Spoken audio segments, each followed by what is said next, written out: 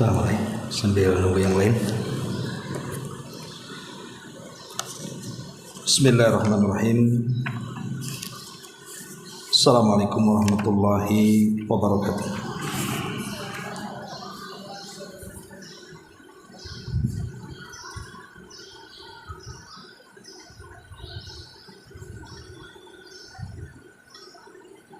Alhamdulillah wassalatu wassalamu ala Rasulillah wa ala alihi wa sahbihi wa mawalah wa la hawla wa la quwata illa billahi wa ba'du. Alhamdulillah, di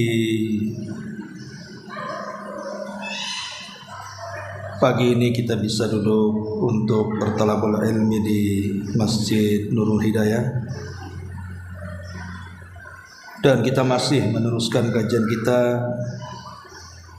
membahas kitab Umdatul Ahkam,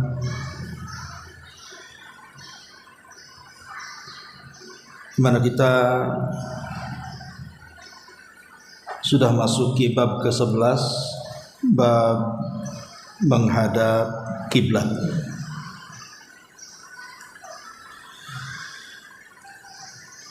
Ma'asyiral muslimat yang dimuliakan Allah Subhanahu wa taala, sebelum kita menjelaskan beberapa hadis yang berkenaan dengan masalah kiblat ini, maka sedikit kita akan membahas tentang kisah daripada kiblat ini sendiri. Ma'asyiral muslimat yang dimuliakan Allah Subhanahu wa taala, kita tahu bahwa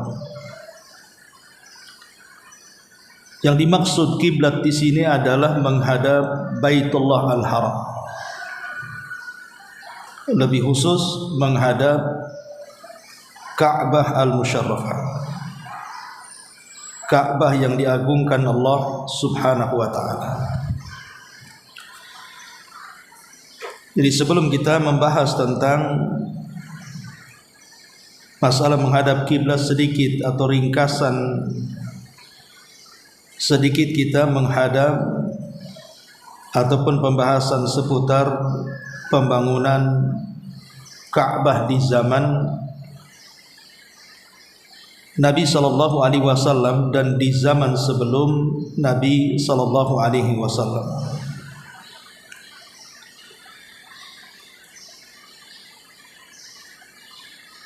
Ma'asyiral muslimat yang dimuliakan Allah Subhanahu wa taala, kita tahu bahwa Ka'bah secara khusus dan Masjidil Haram secara umum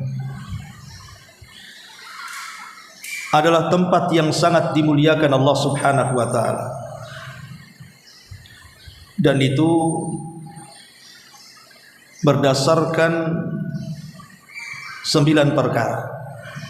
Kenapa Ka'bah itu menjadi sebuah kemuliaan bagi kita kaum muslimin? Pertama, karena Allah Subhanahu wa taala memerintahkan Nabi Ibrahim alaihi salam untuk mensucikan Ka'bah itu sendiri.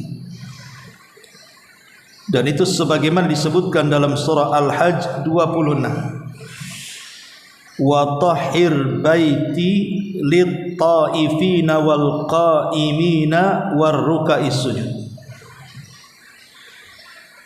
Wa Ibrahim, sucikanlah rumahku bagi orang-orang yang tawaf, bagi orang-orang yang berdiri salat, serta bagi orang-orang yang ruku dan sujud. Tentu Allah Subhanahu wa taala ketika memerintahkan Ibrahim untuk mensucikan rumah Allah, Baitullah Al-Haram, karena tempat itu akan menjadi tempat ibadah dan tempat manasik baik haji ataupun umrah. Sehingga Allah Subhanahu wa taala merintahkan untuk mensucikan rumah Allah.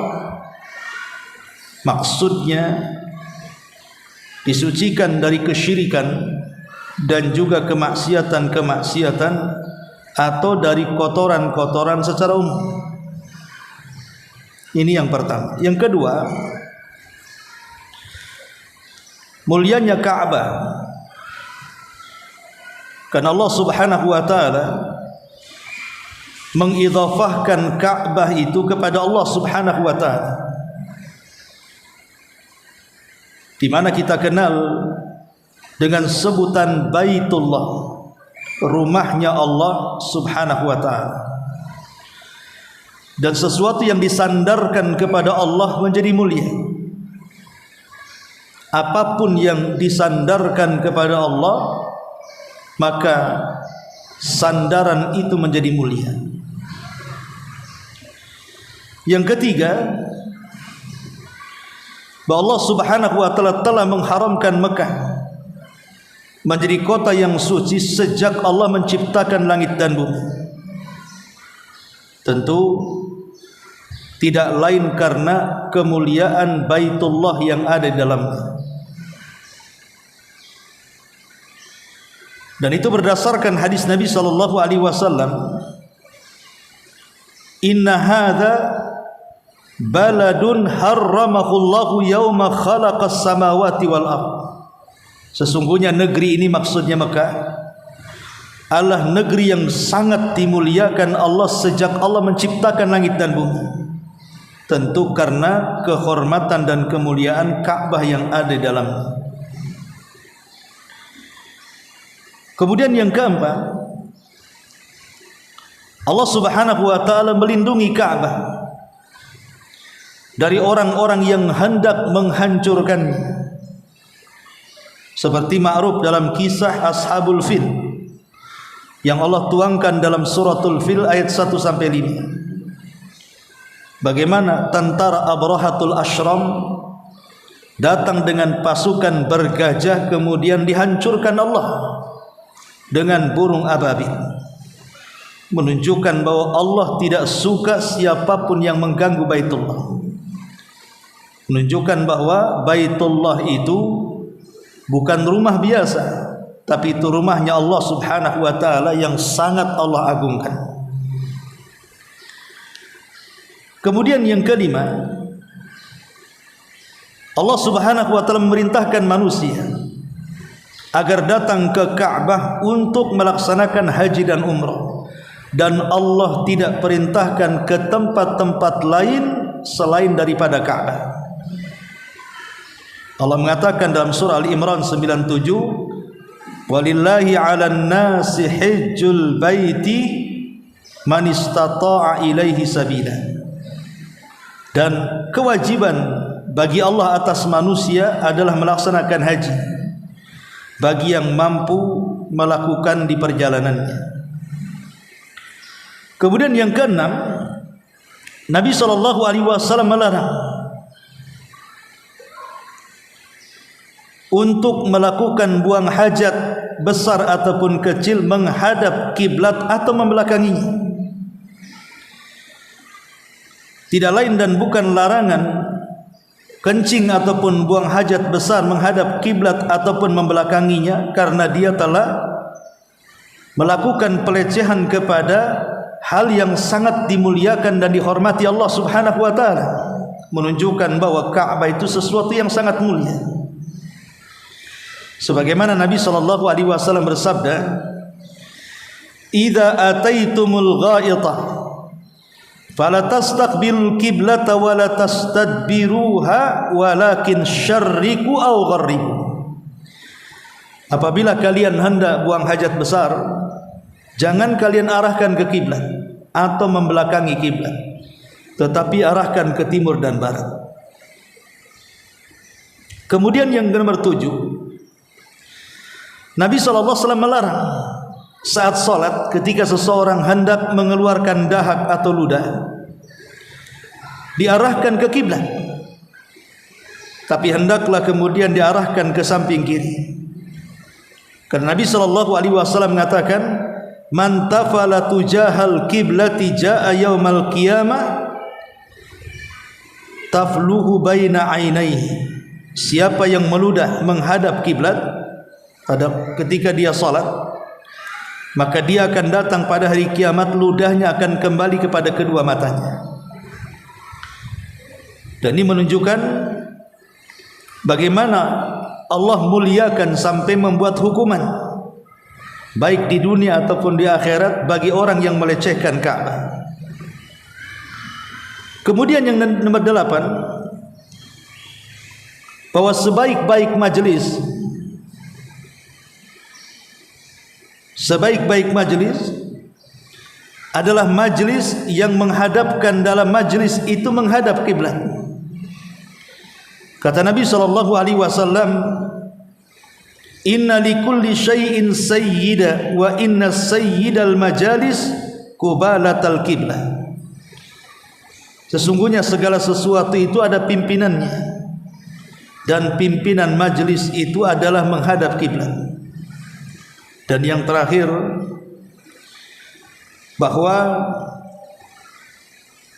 kiblat ataupun Ka'bah adalah tempat yang pertama kali Allah Subhanahu wa taala diibadahi di permukaan bumi. Dan itulah rumah Allah yang pertama kali diletakkan untuk manusia dalam rangka beribadah kepada Allah Subhanahu wa taala. Lah dari 9 perkara ini, maka kita tahu tentang kemuliaan dan keagungan Ka'bah yang merupakan kiblat kaum muslimin. Pertanyaan pun muncul, kapan kiblat ini didirikan? Habis baterainya. Ada baterai?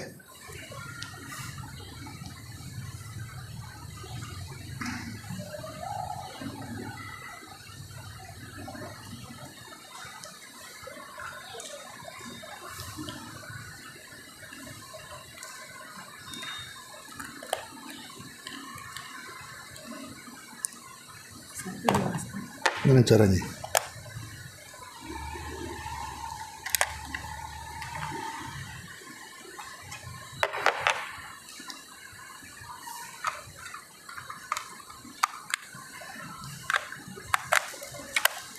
Baik. Jadi kapan Ka'bah ini didirikan dan siapa yang mendirikannya? Terjadi silang pendapat di antara para ulama.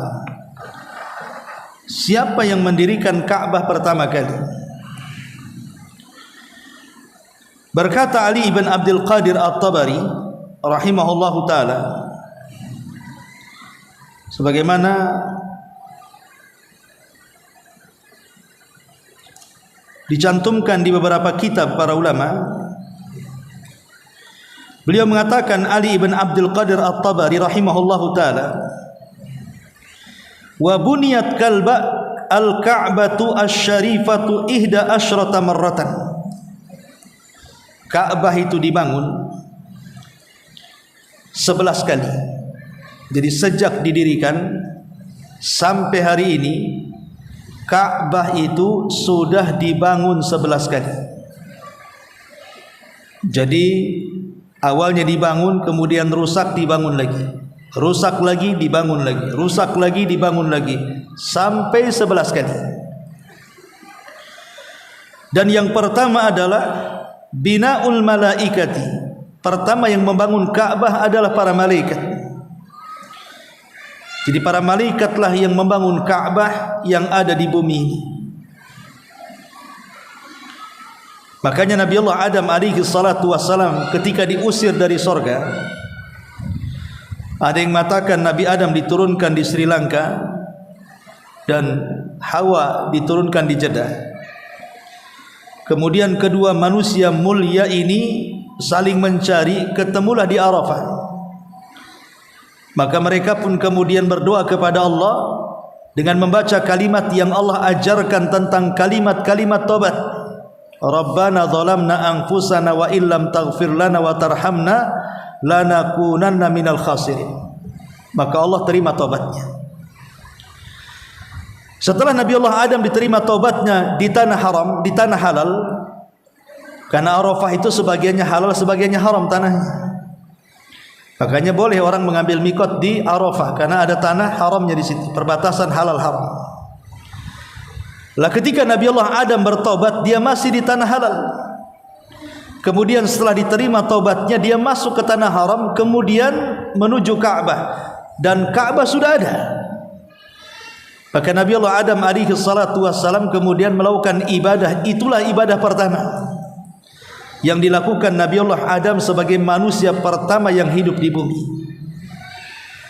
Tapi seiringnya waktu kemudian Ka'bah pun rusak. Kemudian setelah itu dibangun oleh Nabi Allah Adam alaihi salatu wassalam, diperbaiki oleh Nabi Allah Adam alaihi salatu wassalam.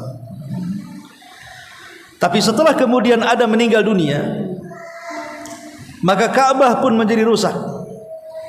Sebelum Adam alaihi salatu wassalam meninggal dunia, dia berwasiat kepada putra bungsunya, namanya Nabi Allah Syith alaihi salam, agar setelah wafatnya Ka'bah diperbaiki.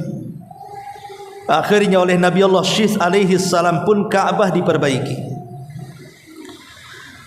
Kemudian setelah Syith meninggal, datang zaman Idris, kemudian datang zaman para nabi setelahnya, sampai kepada zaman Nabi Allah Ibrahim alaihi salatu wassalam. Maka Ka'bah pun rusak dan terkubur dengan tanah. Maka setelah kemudian putra Ibrahim Ismail dewasa, dan juga istri Ibrahim Sarah meninggal dunia, maka kemudian Ibrahim pun hijrah dari Palestina, kemudian tinggal di Mekah bersama anaknya Ismail. Disitulah dia mendirikan Ka'bah dari pondasinya. Artinya pondasinya sudah ada, cuman mendirikan dari di atas pondasinya. Tetapi kemudian setelah Nabi Ibrahim alaihi salatu wassalam meninggal, Ismail juga meninggal, Ka'bah pun kemudian rusak lagi. Kemudian oleh kabilah Amalika, kabilah Amalika diperbaiki. Tapi setelah kemudian kabilah Amalika juga sudah jauh waktunya zamannya, kemudian rusak, maka kemudian diperbaiki lagi oleh suku Jurhum. Suku Jurhum ini adalah kabilahnya istri daripada Ismail, karena Ismail itu orang Palestina, bukan orang Arab. Dia menikah dengan suku Jurhum, dan suku Jurhum itulah penduduk awal kota Mekah. Penduduk awal kota Mekah itu suku Jurhum dari Yaman. Tapi setelah kemudian Jurhum kalah oleh kabilah Khuza'ah, maka kemudian sedikit demi sedikit ajaran Ismail, ajaran Ibrahim memudar. Karena pemimpin Khuza'ah Amr bin Luhai, kemudian dialah yang mengawali era pergantian keyakinan tauhid menjadi keyakinan syirik. Ketika dia safar, kemudian dia singgah di perkampungan di Syam, dia melihat perkampungan itu banyak yang menyembah berhala. Kemudian Amr ibn Luhai tertarik dengan satu berhala, karena ketika ditanya apa fungsinya, dia mengatakan untuk menurunkan hujan. Dia teringat Mekah itu gersang, perlu hujan. Maka Amr ibn Luhai meminta agar Hubal dibawa. Maka dibawalah Hubal dari Syam, kemudian diletakkan di tengah-tengah Ka'bah. Sejak Hubal berdiri, akhirnya banyak berhala yang merajalela di kota Mekah, sampai zaman Nabi SAW yang disebut dengan zaman jahiliyah. Makanya Rasul mengatakan orang yang pertama kali merubah agama Ibrahim dan Ismail adalah Amr ibn Luhai al-Khuzai. Lah suku Jurhum yang dikalahkan oleh orang-orang Khuza'ah, mereka sempat juga memperbaiki Ka'bah dan juga berhasil menimbun Zam-Zam sebelum diambil oleh Khuza'ah, sehingga Zam-Zam tidak ditemukan ratusan tahun, baru ditemukan di era kakek Nabi SAW Abdul Muttalib, karena mimpi kemudian dia mengikuti alir mimpinya, akhirnya mendapatkan petunjuk, digali, maka kemudian air Zam-Zam ditemukan kembali sampai hari ini. Zam-Zam akan terus ada airnya. Kemudian setelah suku Jurhum kalah dengan Khuza'ah, kemudian Ka'bah roboh, maka oleh Bani Qusay, kakek buyut Nabi SAW Qusay, kemudian dibangun kembali dan diperbaiki. Tapi kemudian setelah zamannya waktu berlalu, terjadi perang di masa Quraisy dan juga terjadi banjir di masa Quraisy, sehingga perang dan juga banjir itu merobohkan sebagian bangunan Ka'bah. Maka Al-Walid ibn Mughirah dan juga para pembesar Quraisy ketika itu hendak memperbaiki Ka'bah. Tapi sebagian mereka takut karena peristiwanya robohnya Ka'bah itu, mereka masih teringat dengan peristiwa tragedi Abraha yang dihancurkan. Mereka takut kalau Ka'bah dirobohkan kemudian dibangun ulang akan muncul burung ababil. Tapi Al-Walid ibn Mughirah memastikan bahwa beda kita dengan Abraha. Kalau Abraha itu datang menghancurkan, kalau kita datang memperbaiki. Biar aku coba dulu robohkan, kalau sesuatu terjadi aku yang menanggung. Maka Al-Walid ibn Mughirah merobohkan dan tidak terjadi apa-apa. Kemudian setelah dirobohkan, mereka pun berdiskusi dari mana biaya membangunnya. Maka orang-orang Quraisy sepakat, pokoknya masing-masing orang menyumbang untuk membangunnya dengan syarat dana yang masuk dari dana yang halal, bukan yang haram. Sehingga karena dana-dana halal itu sulit didapatkan, akhirnya kemudian mereka pun membangun Ka'bah ala kadarnya.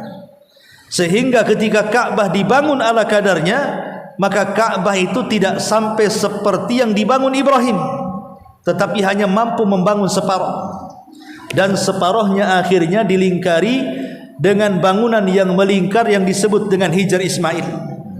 Sebenarnya Hijr Ismail itu bagian daripada dalam Ka'bah, tapi karena kurang dananya akhirnya separuh saja.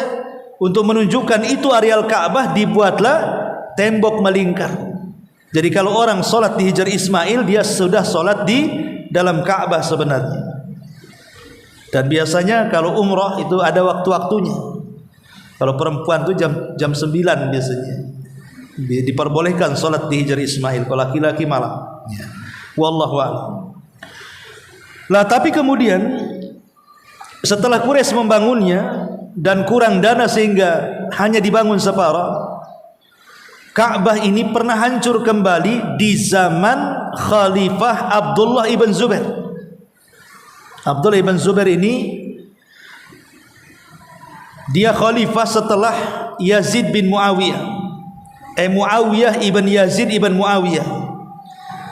Kalau kita urut, Rasul meninggal diganti Abu Bakar. Abu Bakar meninggal diganti Umar. Umar meninggal diganti Utsman. Utsman meninggal diganti Ali. Ali meninggal diganti putranya Hasan. Sampai di sini Khulafaur Rasyidin. Kemudian tumbang Khulafaur Rasyidin, naik kerajaan. Kemudian raja pertama Muawiyah bin Abi Sufyan. Muawiyah meninggal diganti putranya Yazid bin Muawiyah. Kemudian Yazid bin Muawiyah meninggal diganti putranya yang namanya Muawiyah ibn Yazid, tapi lemah kekuasaannya. Sehingga karena lemah kekuasaannya, maka dari arah kota Madinah Abdullah ibn Zubair memproklamirkan diri menjadi khalifah. Maka semua berbaiat dan orang-orang pun meninggalkan Muawiyah ibn Yazid karena lemahnya. Sejak itulah Abdullah ibn Zubair berkuasa. Tetapi ada yang tidak mau ikut berbaiat, namanya Marwan ibn Hakam, yang kemudian memberontak, di mana pemberontakannya dipimpin oleh Hajjaj ibn Yusuf As-Saqafi. Ketika Hajjaj mengepung Madinah Mekah, maka perang itu menghancurkan Ka'bah. Sampai kemudian Ka'bah itu sudah tidak berbentuk. Maka Abdullah ibn Zubair membangun kembali persis seperti yang dibangun oleh Ibrahim, bukan seperti yang dibangun orang Quraisy. Jadi disempurnakan di zaman Abdullah ibn Zubair. Tapi kemudian setelah meninggal Abdullah ibn Zubair oleh Hajjaj ibn Yusuf, justru ditumbangkan lagi. Kemudian dikembalikan kepada bangunan di masa Quraisy. Padahal sudah betul Abdullah ibn Zubair ini mengembalikan bangunan Ka'bah seperti bangunan Ibrahim, bukan persegi tetapi persegi panjang, bukan kotak. Kalau sekarang kan kotak modelnya. Kalau zaman Ibrahim kan persegi panjang, dia kayak meja begini, ya persegi panjang namanya ya. Tapi dirobohkan, disekat lagi di sini hanya seperti bangunan orang-orang Quraisy oleh Hajjaj ibn Yusuf al-Thaqafi. Di zaman Imam Malik, maka ketika kekuasaan Murad Khan, khalifah keberapa waktu itu, Imam Malik rahimahullahu ta'ala ditanya, bagaimana kalau kita tumbangkan wahai imam, karena engkau kan bisa berfatwa, engkau menjadi mufti Madinah dan Mekah, pasti semua mendengarkan kamu. Bagaimana kalau kita robohkan saja Ka'bah itu, kemudian kita bangun seperti Ibrahim, karena Hajjaj sudah merusaknya. Tapi Imam Malik rahimahullah telah menolak dan mengatakan bahwa jangan, biarkan seperti itu.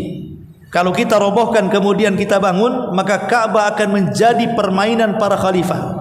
Asli dibangun, dirobohkan, dibangun, sampai kapan, kata Imam Malik? Biarkan seperti itu. Makanya Ka'bah sejak zaman fatwa Imam Malik keluar sampai hari ini, ya tidak dirubah, tetap atas bangunan Quraisy, bukan atas bangunan Ibrahim, karena sebuah kemaslahatan. Sebenarnya Nabi SAW sendiri pernah ngomong sama Aisyah, wahai Aisyah, kalau bukan karena fitnah dari kaumku, mereka akan mengejek aku. Sudah kurobohkan Ka'bah itu, sudah kubangun seperti bangunan Ibrahim, tapi karena aku takut fitnah, maka aku tidak berani, kata Nabi. Menunjukkan Nabi SAW juga hati-hati dalam berdakwah, jangan sampai menyinggung hati-hati orang-orang awam, karena tujuan Rasul mendekati mereka, bukan untuk keras kepada mereka. Ma'asyiral muslimin wal muslimat rahimakumullah. Tetapi kalau kita ringkas dari pembangunan Ka'bah ini, berarti di sini ada hal yang diperselisihkan dan ada hal yang disepakati. Adapun yang diperselisihkan, Ka'bah dibangun para malaikat, kemudian dibangun Nabi Adam, kemudian dibangun Nabi Syith, kemudian juga dibangun oleh orang-orang Amalikah, dibangun oleh orang-orang Qusay ibn Kilab, dan dibangun oleh Abdul Muttalib. Tapi yang disepakati berdasarkan Quran, Ka'bah itu dibangun oleh Ibrahim alaihi salatu wassalam, karena Quran yang mengatakan seperti itu. Wa id yarfau Ibrahimu qawaida minal baiti, dan ingatlah ketika Ibrahim meninggikan bangunan Baitullah. Dari sini kita tahu nas Al-Quran mengatakan bahwa yang membangun Ka'bah itu Ibrahim, walaupun Ibrahim tidak membangun dari pondasi, karena Allah mengatakan meninggikan, bukan membangun dari pondasi. Lah siapa yang memondasi? Itulah yang jadi perselisihan ulama tadi. Ada yang mengatakan malaikat, ada yang mengatakan Adam, ada yang mengatakan Syith, dan begitu seterusnya, ya. Kemudian juga yang disepakati adalah pembangunan orang-orang Quraisy. Itu sepakat orang-orang Quraisy berdasarkan sejarah. Kalau kita membaca sejarah Nabi, ketika Nabi berusia belasan tahun, terjadi perang antara kabilah-kabilah itu, sehingga perang itu menjadikan Ka'bah rusak. Sehingga Nabi SAW akhirnya bersama para pembesar Quraisy memperbaiki Ka'bah, tapi dananya tidak cukup karena dari dana yang halal. Akhirnya Ka'bah itu hanya dibangun separuh dan separuhnya menjadi Hijr Ismail. Ma'asyiral muslimat yang dimuliakan Allah Subhanahu wa ta'ala, di antara sejarah pembangunan Ka'bah dari zaman ke zaman. Baik, ma'asyiral muslimat yang dimuliakan Allah Azza wa Jalla, kita baca satu hadis dari bab menghadap kiblat ini. An Ibni Umar radhiyallahu anhuma anna Rasulullah sallallahu alaihi wasallam kana yusabbihu ala dhahri rahilatihi haitsu kana wajhuhu yumi'u bi ra'sihi wa kana ibnu Umar yaf'aluhu wa fi riwayatin kana yutiru ala ba'irihi wa li muslimin ghaira annahu la yusalli 'alaiha al-maktubata walil Bukhari illal faraid. Ibnu Umar radhiyallahu anhu mengatakan bahwa sesungguhnya Nabi SAW mengerjakan sholat sunnah di atas punggung unta kemanapun arahnya menghadap. Artinya tidak mesti arah kiblat. Beliau memberikan isyarat dengan kepalanya. Ibnu Umar pun melakukan hal yang sama. Dalam riwayat Nabi melakukan sholat witir di atas unta. Dalam riwayat Muslim dikatakan akan tapi Nabi tidak mengerjakan sholat wajib di atas unta. Dalam riwayat Bukhari dikatakan kecuali sholat wajib Nabi tidak mengerjakan di atas unta. Artinya sholat wajib tidak boleh dikerjakan di atas kendaraan. Yang boleh dilakukan di atas kendaraan itu hanya sholat sunnah saja. Lalu macam mana orang-orang yang ada di pesawat, di kereta, di bus dan yang semacamnya? Kalau mereka bisa turun. Artinya umpamanya kalau turun masih bisa dijamak. Pesawat terbang jam 11. Kemudian landing turun jam 4. Berarti kan masih bisa dijamak tuh antara zuhur dan asar. Jangan sholat di pesawat, sholat di darat. Karena tidak sah hukumnya sholat di atas kendaraan, sholat wajib itu. Kecuali darurat. Darurat itu kalau seandainya pesawatnya jam 11, kemudian nanti datangnya tengah malam seperti orang umroh 8 jam gitu ya, maka darurat, terpaksa sholat di pesawat namanya. Karena tidak mungkin turun. Tapi kalau memungkinkan turun. Karena pada dasarnya sholat wajib tidak boleh dilakukan di kendaraan. Yang boleh dilakukan itu hanya sholat sunnah saja. Ma'asyiral muslimat yang dimuliakan Allah Subhanahu wa taala, hadis ini menjelaskan kepada kita tentang hukum orang itu boleh tidak menghadap kiblat dalam beberapa kondisi. Salah satunya di sini saat sholat sunnah dan dia berada di atas kendaraannya. Pada dasarnya dia boleh ketika takbiratul ihram menghadap kiblat. Selebihnya kendaraan mau mengarah ke mana saja tidak ada masalah. Kemudian yang kedua, dalam kondisi sakit. Dalam kondisi sakit seseorang boleh tidak menghadap kiblat. Pamannya dia terbaring. Kalau pamannya digerakkan ke arah kiblat akan memadaratkan sakitnya. Tidak usah, biarkan kemana dia menghadap, disitulah dia sholat. Kemudian yang ketiga, dalam kondisi takut. Seperti dalam peperangan yang berkecamuk. Sekarang kan banyak perang nih. Ya, ada Thailand, Kamboja, ada Israel, Palestina, ada Rusia, Ukraina, wallahu alam negara mana lagi mau perang. Tapi dalam kondisi perang ini yang disebut dengan salatul khauf, salat dalam posisi takut, itu tidak disyaratkan menghadap kiblat, yang penting salat. Karena Allah Subhanahu wa taala mengatakan fa aina ma tuwallu fa thamma wajhullah, kemanapun kalian arahkan disitulah wajah Allah Subhanahu wa ta'ala. Dan yang ketiga, hal as-safar, dalam kondisi safar dengan kendaraan masa kini. Kalau kendaraan masa dulu pakai kuda, pakai unta masih bisa lah dihadapkan ke kiblat sebentar kemudian diarahkan ke tempat lain kan. Tapi kalau pesawat kan tidak mungkin kita datang ke pilot gitu, bang ke kiblat sebentar bang, nggak bisa kan. Yang ngikutin arah pesawat kan itu ya. Atau kereta yang lurus nggak belok-belok. Ya, bus begitu juga. Maka kalau dalam posisi safar dan dia tidak bisa turun dari kendaraan, maka dia boleh menghadap ke arah kiblat atau ke arah yang lainnya. Inilah diantara perkara seseorang itu boleh menghadap kiblat dan tidak menghadap kiblat.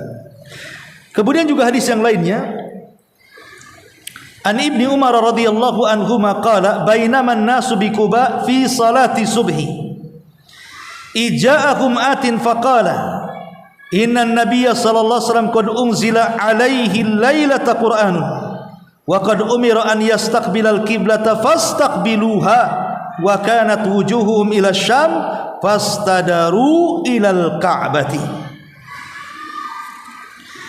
Ibnu Umar menuturkan bahwa orang-orang yang berada di Kuba sedang mengerjakan salat subuh. Tiba-tiba ada orang yang datang dan mengatakan, sungguh semalam Al-Quran telah turun kepada Nabi. Beliau diperintahkan untuk menghadap kiblat. Oleh karena itulah menghadaplah kalian kiblat. Tatkala itu wajah-wajah mereka menghadap ke Syam, mereka lantas berputar 180 derajat ke arah Ka'bah. Ma'asyiral muslimat yang dimuliakan Allah Subhanahu wa taala. Hadis ini menjelaskan tentang sejarah pengalihan kiblat. Jadi Nabi SAW seketika di Mekah, beliau menghadap dua kiblat. Jadi ketika beliau di Mekah, beliau menghadap dua kiblat. Jadi sambil menghadap ke Syam, dia pun menghadap ke Ka'bah. Umpamanya Syam di sana, ya Ka'bah di sini, ya Nabi sholat di sini. Jadi sekalian ke Ka'bah, sekalian ke Syam. Ketika di Mekah, dua kiblat diarahkan. Tapi ketika di Madinah, mustahil menggabungkan dua kiblat, karena antara Mekah dan Syam itu balik dan belakang kan begitu ya.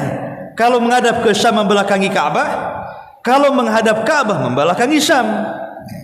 Sehingga Nabi SAW selama 6 bulan berada di, ada yang mengatakan 9 bulan berada di Madinah, Nabi menghadapkan kiblatnya ke arah Syam dan membelakangi Ka'bah.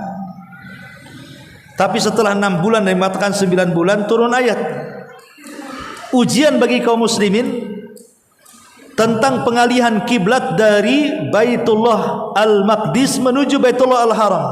Di sini Nabi diuji oleh Allah Subhanahu wa taala. Kenapa? Karena pengalihan kiblat ini Nabi dicemooh. Orang-orang Yahudi mengatakan, itu agama apa itu katanya? Masa agama main-main kiblat katanya? Ini agama enggak benar.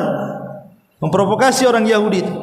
Orang-orang musyrik malah mengatakan, gimana si Muhammad itu?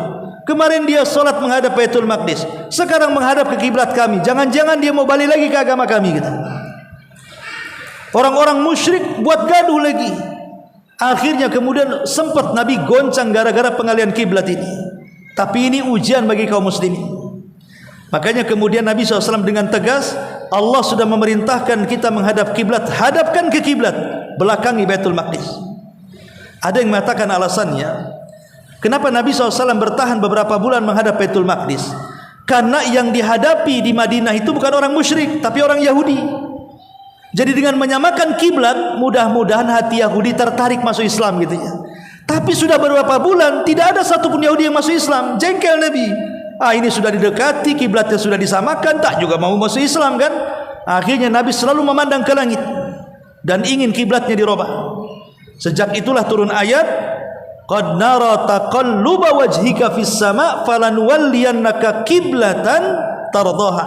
Kami sudah melihat wajahmu selalu ditengadahkan ke langit, dan kami tahu engkau suka arah kiblat. Maka Rasulullah mengatakan, fawalli wajhaka syatral masjidil haram. Sekarang malam ini juga arahkan wajahmu ke Masjidil Haram. Masalahnya ketika ayat ini turun, orang-orang yang di Kuba tidak tahu. Karena kita tahu bahwa Kuba ke kota Madinah kan cukup setengah jam naik bus itu kan. Kalau jalan kaki bisa 2 jam kan itu ya. Jadi cukup jauh, orang-orang Kuba tak tahu, apalagi turunnya di malam hari. Lah ketika esok hari orang-orang Kuba sedang sholat subuh, mereka tidak tahu kalau kiblat sudah dipalingkan. Mereka sedang sholat subuh menghadap Baitul Maqdis. Ketika rakaat pertama selesai, masuk ke rakaat kedua, utusan Rasul baru datang memberitahu, ala wa innal kiblata qad surifat. Kiblat sudah dialihkan, jangan lagi menghadap Baitul Maqdis. Bayangkan dalam posisi ruku di rakaat kedua, sahabat berputar 180 derajat. Bayangkan. Tadinya menghadap Baitul Maqdis ke sana, 180 derajat putar ke sana. Dalam posisi ruku mutar. Setelah mereka sholat, mereka menghadap Nabi, ya Rasulullah, apakah rakaat pertama kami sia-sia? Karena turun ayat itu turun semalam, sementara kami tidak tahu apakah rakaat kami sia-sia. Apakah rakaat yang kedua saja yang diterima? Maka Allah Subhanahu wa taala turunkan ayat bahwa salat kalian diterima baik rakaat pertama atau rakaat kedua. Baik rakaat pertama menghadap Baitul Maqdis karena ketidaktahuan, atau rakaat kedua menghadap Ka'bah setelah pemberitahuan. Allah tidak akan menyia-nyiakan salat kalian, kata Allah. Dari sini maka sejak pengalian kiblat dari Baitul Maqdis ke Baitul Haram, sejak itu kiblat kaum muslimin tidak pernah berubah sampai hari ini, bahkan sampai kiamat, bahkan sampai Ka'bah dihancurkan oleh Dzuswaikotaini di akhir zaman. Tetap arah kita ke Ka'bah.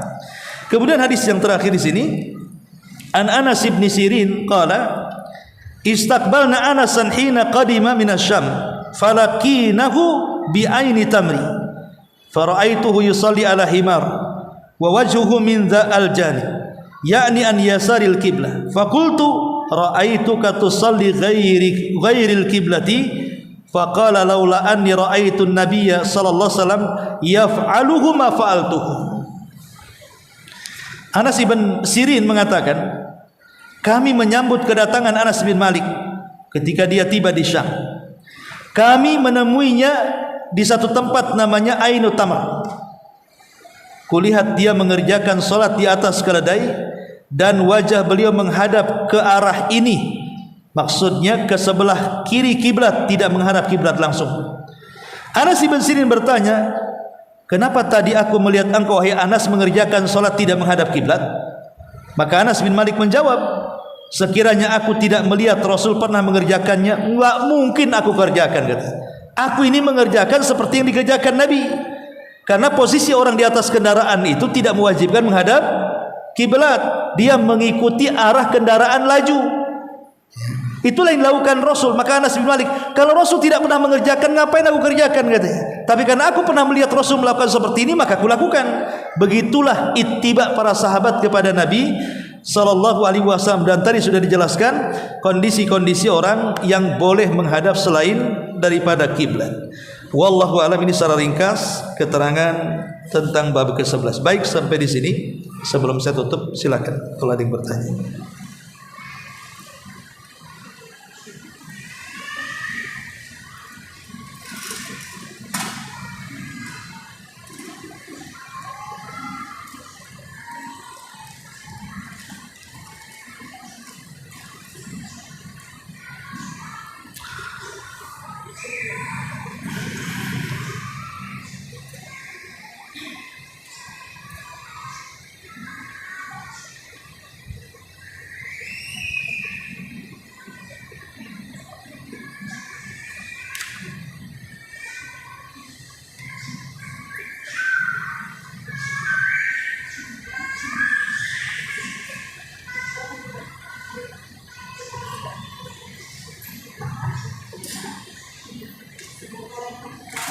Waalaikumsalam.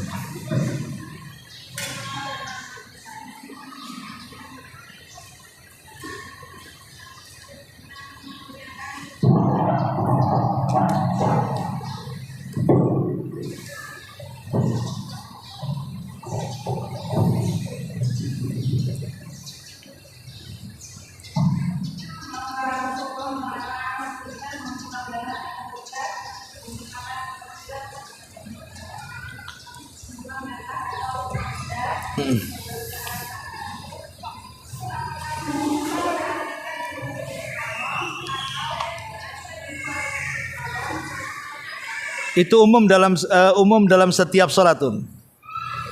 Umum dalam setiap salat. Iya, jadi ketika salat sunnah, salat wajib di masjid sini, di Masjidil Haram, di Masjid Nabawi, pokoknya di semua masjid, ketika salat di rumah, umpamanya nih, ibu habis makan lupa sikat gigi. Kemudian ada satu butir nasi nempel di gigi, kan biasanya tekunyah tuh. Gitu kan? Jangan gini, jangan gitu. Tapi ludahkan ke kiri. Nah gitu. Atau kalau tidak, mungkin ibu pakai jilbab bisa. Umpamanya pakai jilbab, taruh di jilbabnya. Tapi jangan diludahkan. Jangan begitu. Nanti pada hari kiamat ludah akan balik ke mukanya. Ya. Itu maksudnya. Ya.